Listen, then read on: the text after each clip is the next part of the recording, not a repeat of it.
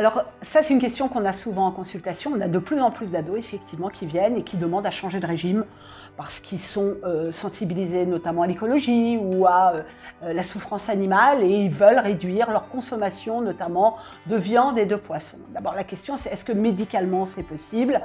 Les données, les études et notamment les recommandations américaines et canadiennes sur le sujet démontrent qu'une alimentation ovo-lacto-végétarienne, c'est-à-dire sans viande, sans poisson, mais qui va garder les produits laitiers et les œufs, peut se faire de façon correcte, sans impact finalement sur la croissance et le développement. Ça ne veut pas dire pour autant qu'il ne faut faire n'importe quoi. Évidemment, il faut un suivi médical, il faut s'assurer qu'il n'y ait pas de carence trop importante, carence en protéines, carence notamment en fer, qui est très important pour la croissance des adolescents.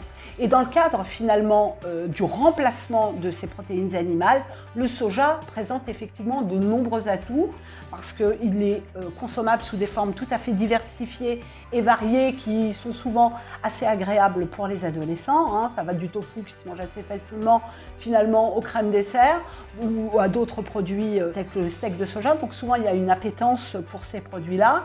Et puis ça s'intègre dans différentes alternatives végétariennes qui peuvent être complétées par éventuellement soit des algues. Alors c'est un peu plus compliqué pour les ados, mais c'est une vraie alternative intéressante.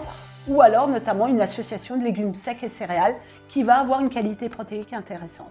Encore une fois, c'est possible, mais ça nécessite un accompagnement avec son médecin nutritionniste ou avec une diététicienne pour s'assurer que les choses sont bien faites et qu'il n'y a pas d'impact en termes de carence, notamment en fer.